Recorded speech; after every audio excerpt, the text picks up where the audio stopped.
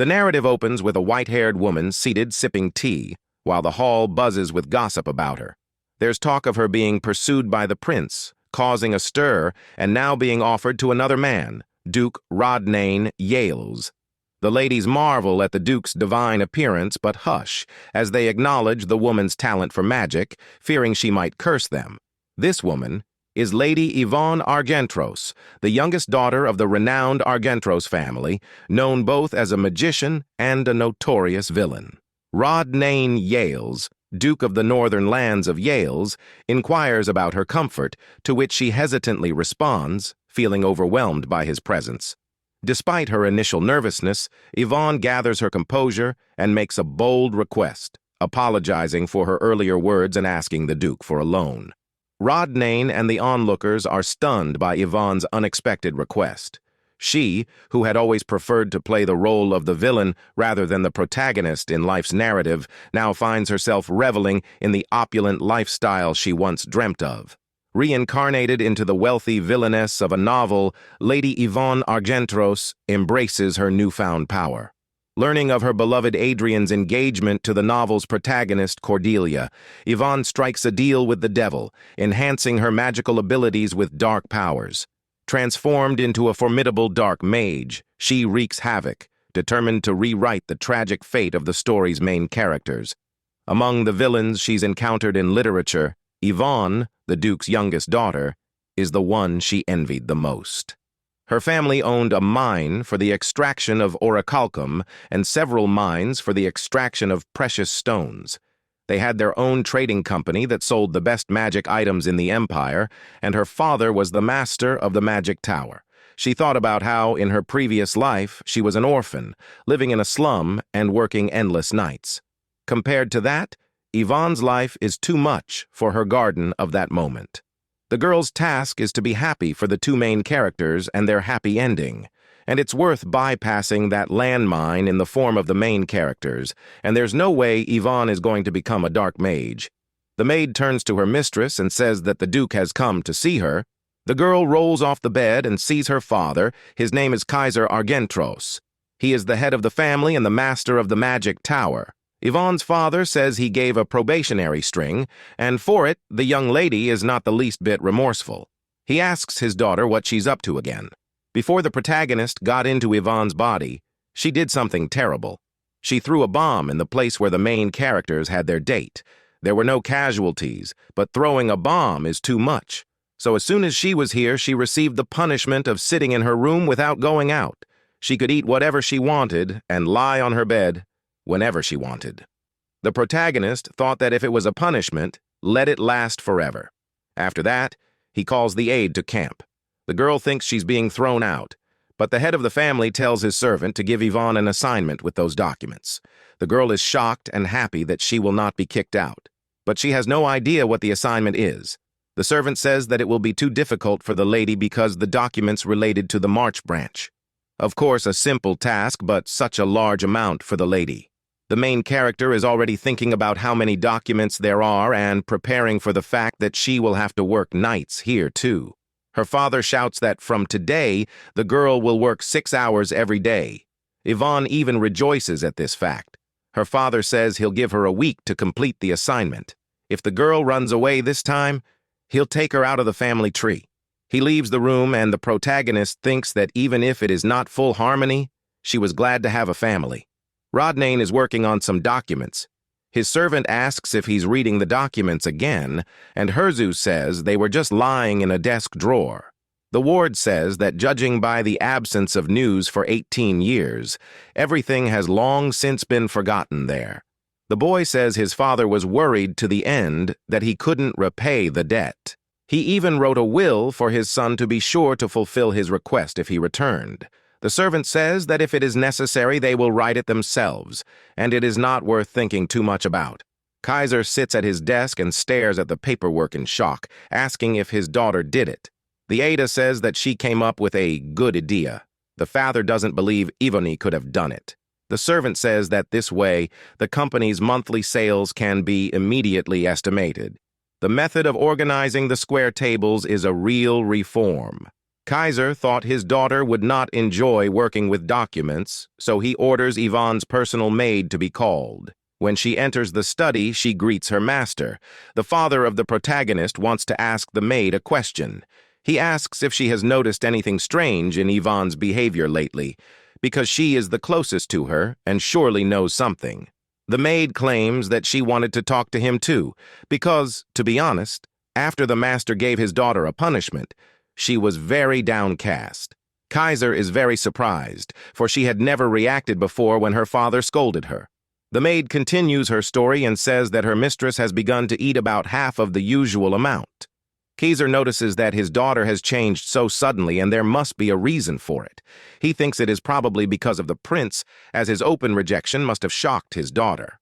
Her father blames himself for not knowing this and only scolding her. Yvonne sits in her room and eats sweets. She did not think that she would use her Excel skills. The girl was only worried for nothing because she thought that something serious had happened.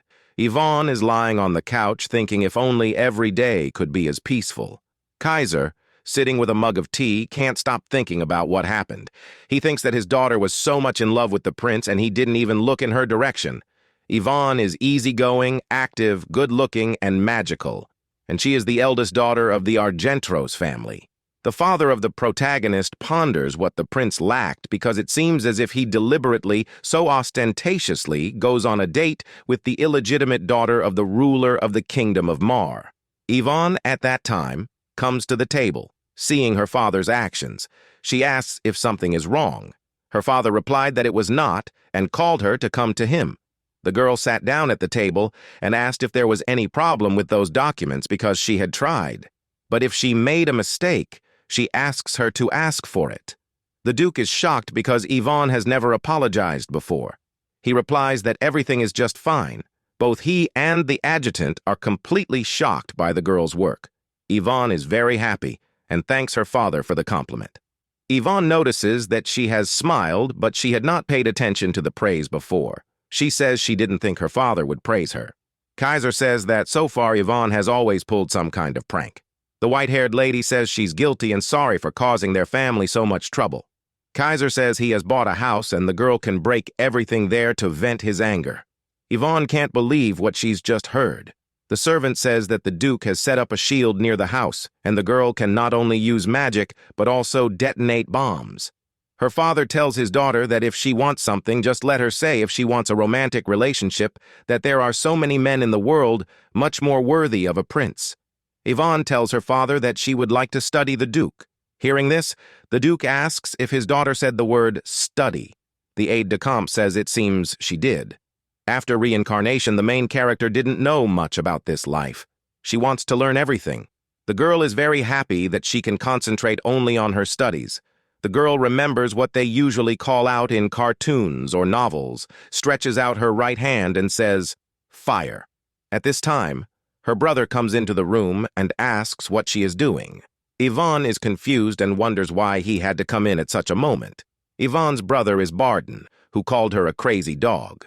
He is the son of the Duke of Argentros, an assistant professor at the Academy of Magic and the Faculty of Mages. The main character asks her brother what he's talking about. Well, he says he's shaken by her words to begin with. He asks his sister to answer whether she herself has put sails in order and made tables. He wonders why the girl suddenly wants to study core subjects. Yvonne claims she just wanted to. The guy asks what happened to his sister and asks if she wants the title. But the protagonist doesn't understand how her brother came to such conclusions and asks if he was talking about the title. He answers that yes, because it could be useful to replace the minor duke. Yvonne is furious and shouts that she just wants to help her brother and their family. Barden didn't expect such words. He doesn't understand why the white-haired lady wants to help him. Yvonne says the monsters used to appear once every 10 years, but now it's getting shorter and shorter. Her brother knows about it too because he's been in battles. The last major battle was 5 years after they appeared. Obviously, the next war will be even bigger and will most likely happen in 3 years. Barden knows, but asks what the girl's conclusions are based on. She doesn't know what to say at first, but then says that her conclusions are based on the fact that she has been studying history all day. Today, a boy enters his father's office and says Yvonne is acting kind of weird. Kaiser asks if his son has noticed it too. The father mentions that his daughter said he was amazing, and the brother adds that she called him brother. They speculate that the prince's rejection was a significant blow to Yvonne because she mentioned it was hard for her, and now she desires a quiet life. Barden concludes that she's not herself right now and asks what it is about this prince that affected her so much. Kaiser expresses his wish for Yvonne to meet a man who surpasses the prince, hoping it might lift her spirits. Barden agrees, suggesting it's better than her staying home all the time. Rodnane criticizes Ant's judgment and instructs him to prepare everything for the trip. He has an excuse to go to the capital because Kaiser has invited him to an official meeting with his daughter. 18 years ago, the previous Duke of Yales was a straightforward and self-confident man who took part in battles against monsters, relying solely on his sword. However, during a battle, he found himself trapped in flames. At that time, Kaiser Argentros was passing by on his way north to procure medicine for his sick wife. The great Ma Kaiser aided the Duke in that perilous situation. Thus, the Yale family became greatly indebted to the Argentros family. Tied by this debt, the Duke promised to fulfill any request of Kaiser's. Presently, thanks to one letter, this forgotten vow is brought to light once again. A servant asks if the Duke truly intends to go there, but he explains that Ant himself witnessed the prince with a lover, which greatly upset the Duke's daughter. The aide suggests that the Duke of Argentros is overstepping his bounds by recalling an oath for such a reason, arguing that Rodnane doesn't need to date his daughter. However, the Duke disregards the aide's advice, insisting on ordering a new suit and preparing gifts in advance. Rodnane becomes curious about just how formidable a person the Duke's daughter is. The next day, Yvonne travels in a carriage towards the capital. A passerby on the street comments to her friend about Yvonne, suggesting they leave before the villain does something. Yvonne assumes this, but doesn't realize it's that serious. Barden remarks that girls are still afraid of his sister, and her reputation remains strong. The family arrives in Naciel, and Yvonne is delighted with the place. Her brother asks if she's forgotten this place since she hasn't been here in a long time. Yvonne recalls how she decided to throw a bomb into this peaceful place. Barden whispers to her that if she wants to blow something up, she should let him know. He will borrow an artifact from his sister. Yvonne says that's not the point and wonders what's wrong with her father and brother. She gazes at the imperial palace, finding it even more beautiful than she had imagined. Together, they visit the best atelier in the empire, Elmador. The employees greet them warmly, a stark contrast to Yvonne's previous visits when she came alone and was ignored. Her father asks if she's all right, and she assures him she is, prompting him to instruct the workers to find her suitable outfits. Kaiser admires a summer hat, suggesting it would suit Yvonne well. Barden comments on the jewelry, encouraging his sister to try it on. Yvonne can't help but smile and laugh happily, which her brother and father notice. She apologizes, but they assure her it's okay. Barden interrupts, suggesting they go for tea. At the cafe, her brother and father ask if she enjoyed shopping. Gardner mentions he'll introduce Yvonne to a nice man in 3 days at the same cafe. Yvonne wonders if he's joking, but Kaiser assures her everything is arranged, and the man's name is Rodney Yells, the young head of the Yells family. Yvonne recalls hearing about him before, described as handsome, gentlemanly, and admired. She questions why such a remarkable man would be interested in her, given her reputation as a villainous Yvonne Argentros. Kaiser loudly demands to know who gave his daughter such a derogatory nickname. Barden defends his sister, stating that despite calling her a crazy dog, she's a perfectly decent girl. Kaiser leaves for the tower, and Barden tends to his own business, both finding time for Yvonne's sake. The knight asks if Yvonne is finished, and she yawns. She notices that the servant behaves differently when her father is present. To teach him a lesson, she pretends there's a wasp on his arm and starts hitting him. The knight falls, and although Yvonne doesn't think it's serious, the knight remarks that he'd rather be stung by a wasp, emphasizing the strength of her weapon. Yvonne then realizes something is amiss. Turning around, she sees a dark aura near her. The girl is freaked out by it and asks if it's a black haze. Yvonne gets goosebumps because this creepy presence is also speaking. The knight doesn't understand what's going on and asks if his mistress is angry. The dark presence disappears. and the protagonist asks her servant if he saw it. However, the maid asks what she is talking about and if she is trying to intimidate him on purpose. The white-haired lady starts to think she's imagining things, but it can't be. The prince walks through the greenhouse and remarks on its peacefulness. He asks if this tranquility came at a cost. Barden explains that it's all thanks to the extensive efforts of the imperial family and the other clans, especially Duke Yells, who single-handedly defended the northern gate. Adrian Verbent is the crown prince of the Verbnet Empire and a master of the sword. The prince mentions hearing that young Yells is visiting the capital for the first time. Barden asks if it's true, realizing that the news has already reached the prince himself. The prince notes that the girl is studying history, etiquette, and social skills, understanding her efforts to take the place of a princess. However, he intends to marry Princess Cordelia, making Lady Yvonne's efforts in vain. Barden becomes upset, telling His Highness that his sister has long forgotten about the prince and started a new life, and Adrian shouldn't worry about it. Yvonne's brother is still angry, but suddenly he sees a strange handprint on the tree and wonders where it could have come from. Barden decides to make a note of it just in case and places a bracelet with a magic stone on the trail. The prince asks the white-haired boy if he's listening, and Barden informs the man about the strange trail behind him.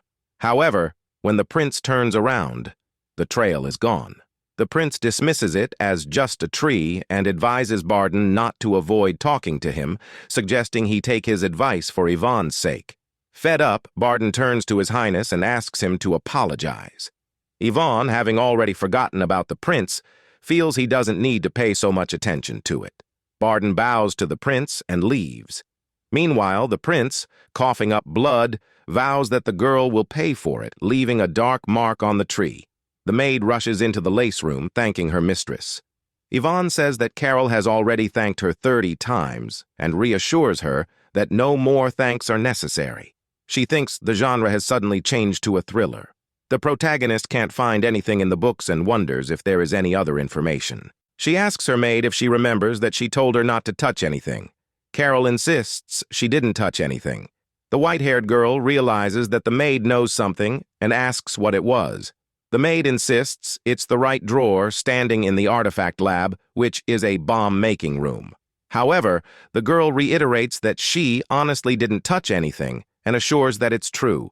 Yvonne says she knows and just asked. At night, the white-haired lady decides to investigate the lab. She enters the room with a lamp, expecting it to be dark and boring, but it's different. She starts looking and touching everything, eventually finding the table Carol mentioned. She reaches into the drawer, opening it, and finds only a diary inside. She wonders why it was so important that Yvonne gave Carol the bomb. The protagonist tries her best to open it, but unfortunately, it doesn't work out. She had hoped that with Yvonne's power, she would succeed, but the diary remains closed. As she looks around, she notices a book on the shelf, picking it up and opening it to a bookmarked page. On it, she sees the line, "Magical Memory Loss and Cure." The book falls from her hands as she realizes that the past owner of the body had magical memory loss. Sitting at a table near a book, she remarks that she thought she could use magic because she's not the real Yvonne. It turns out she was sick, but fortunately, there is a way to heal. She explains that one needs to crush 1 crystal of Thiels, and if you drink the tea regularly, complete healing is possible. The Duke tries on a new suit, and rumors suggest the clothes were made especially for him because they fit perfectly. Another employee mentions that it's a big part of their lineage to work for Yales. Finished with the fitting, the Duke instructs them to prepare everything to his dimensions. As he changes into his outfit, the boy asks his servant if there has been any news from the north. Ant replies that fortunately, there is no news of monsters. He inquires if his master plans to return to the north after tomorrow's meeting, to which the Duke confirms, citing the frequent appearances of monsters lately. The maid asks her mistress if she didn't sleep well last night, noting her pale complexion. Yvonne responds that she didn't and expresses her desire to buy something, needing to check her list of possessions. Carol mentions that there has been no change since the last sale of the mine. The main character suddenly realizes what her maid said and abruptly turns around, bombarding the maid with questions about why this mine was the last one. And if there is nothing else? Carol reveals that her mistress has spent everything on loans from a magic company. Yvonne realizes that the daughter of the rich is penniless. She tells the maid that she doesn't care what kind of jewelry and orders her to pick up and prepare the magic ball as soon as possible. Carol compliments her mistress, saying that she looks beautiful with any jewelry. Through the magic ball, the girl contacts the head of the gem company branch, who informs her that the price of Thiel's is 20 million for 1 gram. He adds that she contacted them just in time, as the price is currently favorable, having decreased from 30 million the previous week. The protagonist asks if there are any cheaper Thiel's available, but her interlocutor laughs, stating that money is money. He explains that this crystal is typically sold by grams, and if she needs a kilogram of it, she will probably have to buy up all the Thiel's in the empire. In desperation, the white-haired lady wonders if it's difficult to acquire even with money. The maid calls out to her mistress, but she continues to ponder. The interruption of a man's voice draws her attention away from her thoughts, prompting him to inquire about what she's pondering. Realizing she now has an official introduction, she apologizes. Although she had heard that the Duke was attractive, she hadn't expected him to be so strikingly handsome. She wonders how her father managed to find him. Yvonne even entertains the thought of arranging a second date with him herself. However, she knows this isn't the appropriate time for such considerations. She urges the white-haired lady to conclude quickly so they can leave. Summoning her courage, she asks the Duke if he could lend her some money. There's an uncomfortable silence between them. Yvonne had anticipated him losing his composure and leaving hastily after such a request. She's perplexed as to why he remains, staring at her.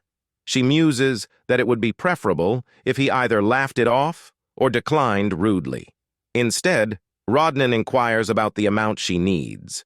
She vaguely mentions a substantial sum without specifying repayment terms or interest, expecting him to refuse. Surprisingly, he reaches into his pocket, causing Yvonne to doubt his sincerity. She had expected him to argue or refuse, but he surprises her by retrieving a pen. The white-haired lady recalls the Duke's reputation as a skilled swordsman, briefly fearing he might harm her with the pen. To her relief, he simply signs a document. Yvonne observes his long eyelashes and wonders about his hair care routine. She notices the sharpness of his nose, reminiscent of a swordsman's precision. She finds him charming, the epitome of beauty. Observing him filling out the loan agreement, she questions his sanity and considers stopping him. As he extends the paper to her, she grasps his hand impulsively, then quickly apologizes. She expresses gratitude for his kindness, but cautions against lending money so readily. Aware of her own situation, she questions whether Rodney is aware of his generosity. She hesitates to accept such a significant loan on their first meeting. However, the Duke reassures her, stating he's aware she is Lady Argentros, and thus he's willing to extend the loan. Also, this money is from his personal fortune, so there is no problem, he says, and that even if the white-haired lady deceives him, nothing can be done. She assures the Duke that it would be right to run away at once, for the lady on the date is behaving very strangely. He approaches Yvonne and says that if he doesn't think the girl is weird, then there's no need to run.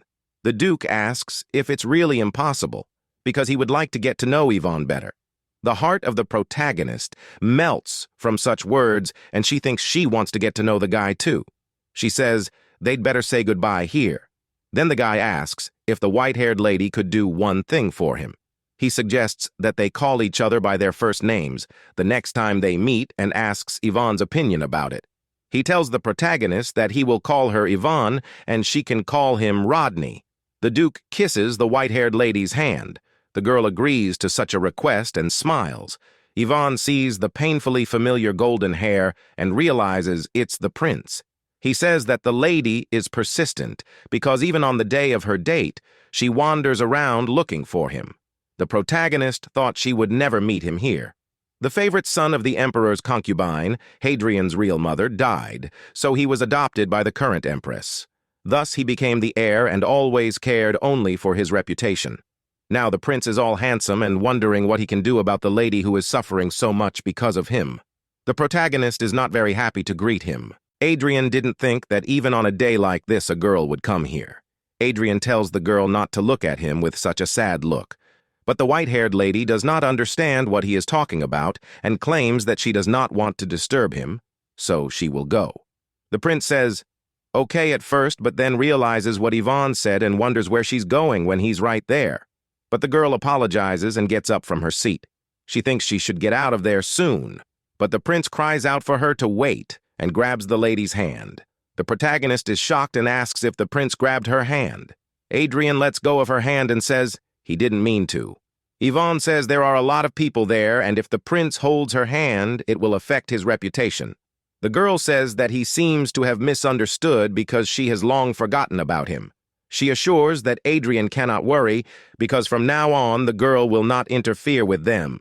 The heroine apologizes for everything she has done, but the prince says that the lady is just trying to reach his heart. The girl fiercely tells His Highness that everything is wrong. She wonders why this psycho cannot understand and says that she no longer has any feelings for Adrian, but he still doesn't understand. His Highness asks the lady if she's crying because of him. Rodney comes up behind the couple and says he's finally found Yvonne. He greets the prince and says his name is Rodnan.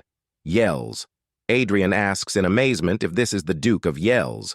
Two guys standing across from each other. People start whispering.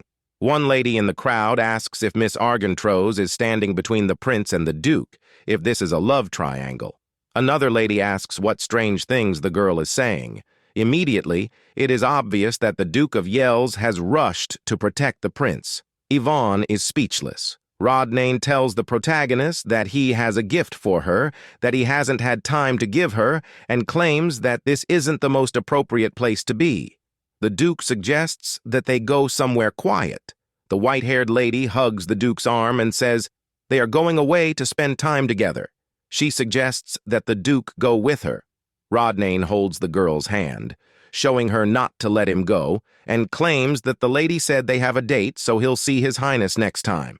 On the way, the protagonist says that she will definitely thank the Duke for this. And to be honest, she knows that the guy came on a date at the request of her father. She suggests that Rodnane must have had a hard time doing that, and now he's also saved her from the prince. The white-haired lady thanks him. Tot thinks about it, and Yvonne asks if maybe he was uncomfortable since she didn't even think about it. The Duke approaches Yvonne. The girl notices that he is too close. The guy reaches out his hand to her hair, and the protagonist closes her eyes, thinking that he wants to kiss her. But Rodnane simply took the leaf from her hair, reminded her that they had agreed that the lady would call him by his name. Yvonne receives the gift, opens it, and sees a bracelet with a teal stone inside.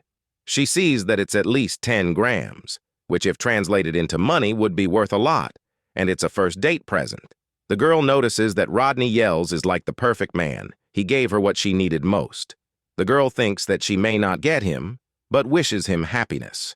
Her brother and father come into the room and ask if it is true that the girl met the prince on a date. The white-haired lady answers that she met him by accident. Yvonne smiles, says she won't anymore, so she decides to forget everything that's happened and start her own business. She thinks she needs a lot of capital now. She tells her brother and father that she needs money and folds her hands in the shape of a coin. The guys say how brazen she is. Determined. The protagonist asks the Kaiser to lend her 10 million gold pieces and she will give them back with interest. Barden says it's the price of a few outfits and he can give it to his sister for nothing. But the girl says she doesn't want it and will write a formal promissory note. She will take a debt from her father, which she will surely pay back. The girl claims she wants to gain his trust. The brother doesn't recognize his sister. Her father agrees, though he might as well just give her the money. The Kaiser stands in the evening with a paper in his hand and says that his daughter has changed a lot. Her determined look makes her look even more like her mother. Arden assures that although his sister has forgotten the prince, the feeling of a man does not pass so easily. Her father says that this Prince Adrian, though he is heir to the throne, does not yet have strong power. He became heir because he was adopted by the Empress, and that could change at any moment. Guy asks what his father means, and if he wants to influence the choice of heir. The Kaiser claims that if Adrian is no longer crown prince, he will no longer be able to look down on their family. The king's illegitimate daughter, Mary, whom the prince brought back from the war, does not inspire him with confidence. Guy says he has the same thoughts. Her healing skills with which she saved the prince on the battlefield are beyond the normal level. He even thought of investigating the matter. The father entrusts the case to his son and tells him to contact the third prince to the protagonist. Someone sent 2 letters. The girl asked who they are from. The maid says that one is from the Duke of Yale's and the second from the Crown Prince. The white-haired lady is desperate because she thinks the first is with a complaint and the second with a summons. She thinks the Duke may not be happy to see her, and the prince has probably sent a warrant for her arrest for the bomb incident. The maid tries to calm her mistress and assures that although she acted a little on emotions, she now leads a calm life, as if she went to a convent. Yvonne wonders where the convent is so good and boils her maid to bring her letters. First, she opens the letter from the Duke and wonders what to do if it is a letter of complaint or a demand to return the bracelet from Teals. The girl remembers that he was so caring and tender that day. She reads the text of the letter Rodnane wrote to the girl that he really enjoyed last night's date. The guys are worried whether the main character liked the gift. If she has time, Tony Pervasive, tomorrow to go to the opera with him, he will wait for her answer. The white-haired lady looks at the paper and realizes it's an invitation for a second date. The girl is sorry to refuse such a man, but nothing can be done. The letter from the prince didn't even want to open it, but in brief it said about the invitation to the tea party that Cordelia was organizing and one threatening Yvonne to promise not to use magic. She says she has to write a reply and asks her maid to bring paper for the letter. The prince is sitting at a tea party. The guests are talking about how it's no wonder they call this place the Green Palace. The summer flowers look so bright and fresh. His Highness thinks the girl really didn't come. And before she would try any way she could to finish the invitation if she knew he would be there. Cordelia grabs the prince's hand and asks if he thinks it was very dangerous on the battlefield back then. His Highness says that the girl saved his life, all thanks to her recovery. Magic. The guests begin to praise the lady and say that she has unique abilities. At the same time, Yvonne was traveling in a carriage toward the capital. She was looking at the contract for the supply of rhodia grass. It really is a brilliant commodity. It is inexpensive. With her father's money, the girl was able to buy the rights to it. Rhodia herb is commonly used as an antipyretic, but it's not a good remedy due to the availability of more effective medicines. But that's if you use it as a fever remedy. In the story, when Adrian and Cordelia returned to the capital, an unknown skin disease appeared among the aristocrats. Cordelia, who was an illegitimate child, was not accepted in high circles, but she found a way to cure the disease, thus changing the attitude towards herself. That remedy turned out to be the rhodia herb. The servant informs his mistress that they have arrived in Naciel. The white-haired lady thinks that the herb can be sold immediately, but if she wants to sell expensively, it is important to think about packaging. The product she is planning must look high quality and at the same time cure the skin disease. It will be handmade natural cosmetics. Yvonne gets dust in her eyes as a strong wind blows and Duke Yells approaches her. The protagonist asks what brings him here. Everyone around starts gossiping about the situation. Seeing the Duke, they say that he is much more handsome than they say about him. The white-haired lady looks at Rodnane and agrees because the Duke is really just peerless. It's like he's glowing. The guy says that even though the girl rejected him, he is very happy that they met by chance. The guy asks if the ladies' meeting is over yet. Yvonne says it was, but she had personal business to attend to. The protagonist feels guilty that she is lying, looking into those beautiful eyes because she had no meeting. Rodnane says it's good and he was just about to go for a walk. He asks if the girl will let him accompany her. She points her finger at herself and asks if the guy wants to accompany her. She doesn't understand what's going on since he asked for a second date out of respect for his father. But what happens now? After reincarnation in her body, many events went not according to the plot. Girls should behave more carefully with those about whom little is known. The white-haired lady says that in such a case, the guy better go for a walk with someone who knows the capital well. Rodnane, judging by the look on his face, doesn't look very happy. He moves closer to the lady and says that this excuse is to spend time with her. The Duke asks if Yvonne could just let him. The main character is very touched. The knight behind her tells his lady how cruel she is. The girl is going for a walk with Rodnan after all. She let go of the accompanying knight and went with the Duke. It just happened to be on its own. She asks the Duke if he doesn't mind because she's going shopping. The guy says it's no big deal and concludes that Yvonne likes shopping. He says he'll keep that in mind. The main character doesn't understand why she feels like she's being interrogated. She remembers all of Yvonne's misdeeds and says that she needs to learn to spend less. She's sick of all this luxury. He approaches Yvonne and says that she looks even more beautiful today. The girl thinks she should calm down and stop worrying. So much or she'll make it worse for herself. It's just being polite. She should just agree and move on to the next topic. Yvonne says the Duke looks good too. They meet two ladies on the road and greet Rodnane. The older lady says she is the consort of Viscount Frantia and points to a young girl who is her daughter. The Duke says with a soft smile that he is glad to see them, but he is busy now and has to go. Yvonne notices that he just acted so cold, which seems strange to the girl because she thought he was nice to everyone. The Duke asked if he had asked the white-haired lady too many questions, for he had said he would not interfere. He apologizes and says he's just interested in getting to know the lady better. After putting the whole picture together, the girl comes to the conclusion that he has an interest in her. As soon as she saw the coat of arms of the Yells family, she remembered that the Duke had another reason for treating her like that. The history of the imperial family of Verbein she studied in her classes.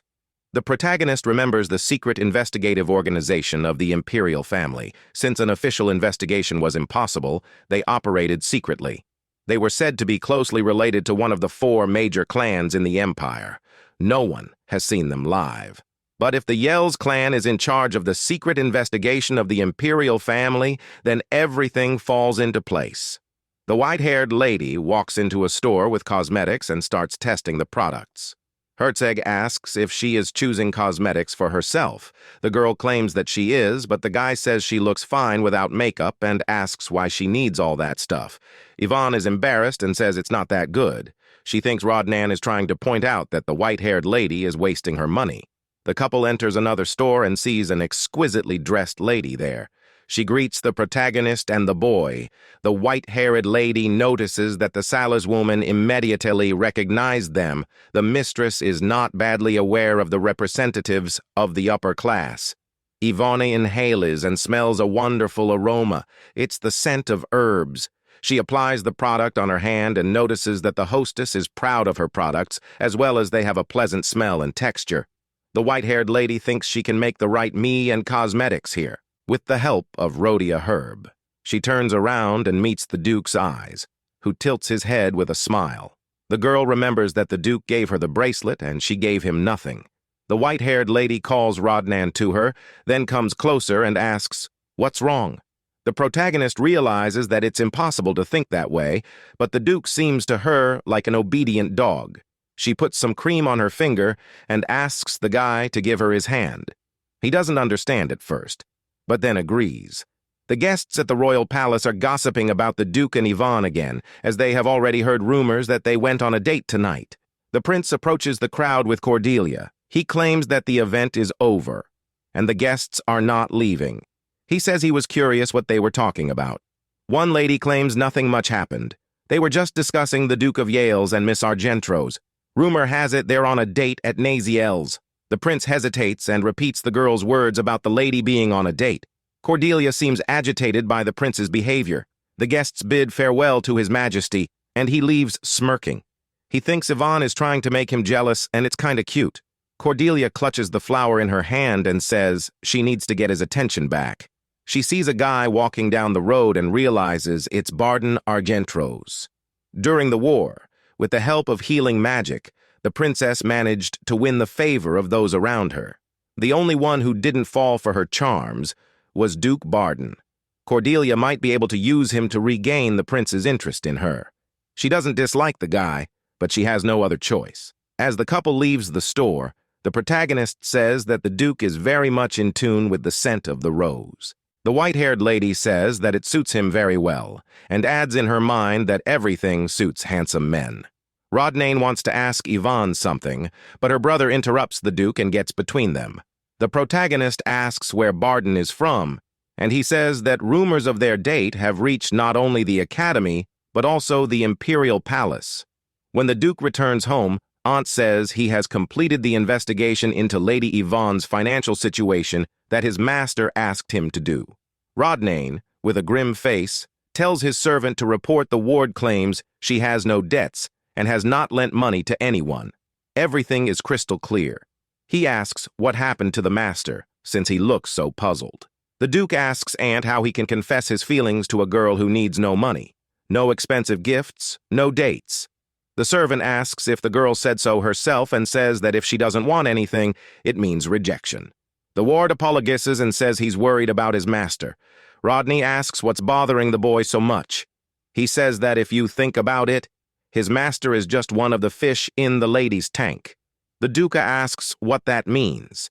Aunt explains that this is a fashionable expression in the capital now. It means that a person continues to date an admirer even though they have the intention of developing the relationship, like keeping fish in an aquarium. He tells Aunt to send a letter to the third prince that he will pay him a visit soon. Yvonne is home now, but she did explain to her brother that it wasn't a date. He says that he hopes that the girl is not interested in Duke Yale's, but the girl assures him that she is not. In the evening, the guy takes a bath. He's really worried about his sister and she is just joking around. His brother thinks that if His Highness were not a prince, he would have finished him off in the garden. Barden remembers that he had noticed a strange print in the garden that day and had almost forgotten about it. The guy gets out of the bathtub and throws a robe over himself. He takes the bracelet in his hands and walks to the mirror. His brother looks at the bracelet with the purple stone, but when he looks in the mirror, he realizes there's something behind him. It's a giant scolopendra. Barden turns around in shock and asks what it is. It attacks the guy and knocks him to the ground. The bracelet jumps out of the white-haired guy's hands and bangs against the door. Barden doesn't know how that thing got in there. He uses defense magic. That black haze looks like dark magic. The brother thinks, who could have sent that monster? The guy's barrier is starting to crumble. Yvonne is sitting in her room. She asks Carol if she heard anything, but the maid doesn't understand what her mistress is saying, and the white-haired girl thinks she imagined it. But suddenly she hears another rumble and runs out into the corridor. The maid asks where her mistress has gone and follows her. The girls go to Barden's room. The maid tells them it is the young master's room, but she hears nothing at all. Yvonne opens the door and tells the maid that her brother is in danger. She asks the maid to call the men.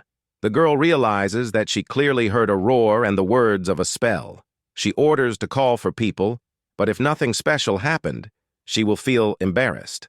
A girl looks through the open door and sees her brother fighting a monster. She is shocked and asks what is going on. Vardon notices that his sister has come and asks her to strike with magic. But right now, the girl can't use magic. The boy notices that the monster has poison pouring out of its mouth and warns his sister about it. The girl gets very frightened, and a protective barrier appears around her. The brother asks his sister if she has just woken up and tells her to use magic.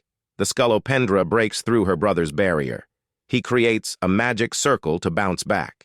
Yvonne realizes that the magic broke because of her. She would like to do something, but her body won't listen to her. She asks when Carol will be back and if Barden will be able to hold out until help arrives. Since the girl can't help, she'd better back off. Her brother starts to use attack magic, but the monsters won't take anything. He thinks his sister panicked. She's probably seeing such a monster for the first time and is naturally confused by the situation. He almost fainted when he first saw such a monster. But Barden can't handle it without his sister's help. He tells Yvonne to pull herself together, but suddenly the poison paralyzes him. The boy is very angry at his powerlessness. But his sister may be in danger. Suddenly, the protagonist screams at the monster not to move. She calls it a lousy bug and throws her bracelet at it. With this blow, she hurts the monster badly. As rumors come running, they ask if Mr. and Mrs. are all right. Barden forgot that the most useless thing in the world is worrying about his sister. Cordelia starts bleeding. She claims it just can't be. Her contract with the monster is over, and in return, her life is shorter. She wonders how some insignificant bracelet the white-haired lady killed her monster. At first, the girl was able to do this with the monster that followed her shadow. But the scolopendra named Callan, whom the princess had sent to Barden, was a monster of the highest level. He wasn't the kind that could be defeated by ordinary physical strength. Cordelia realizes that the protagonist showed up at just the right moment. She couldn't hear anything outside because of the dark magic. The princess concludes that the girl already knew what was going on. It's impossible. Since Cordelia didn't plan to attack Barden, she was only going to follow him until she found out that he'd recorded her trail in that tree.